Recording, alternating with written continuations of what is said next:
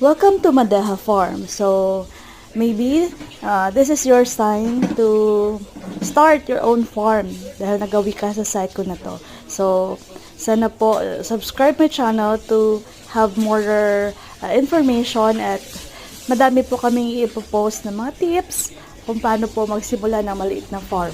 Ako po ay public servant din, police officer. So, medyo hectic po ang aming schedule, but since dito po kami sa farm, nakakapag-alaga pa din po kami ng mga baboy. Ito po ay diversion din kasi stressful po yung ating mga trabaho araw-araw. So, umaga pa lang, maaga ako gumigising para maglinis po ng aming baboy.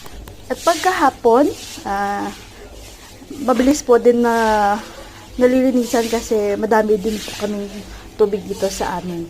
At wala pong problema sa pagkain because naka-auto feeder po yung mga baboyan namin. So, wala po kaming taong kinukuha kasi konti pa lang yung aming mga baboy.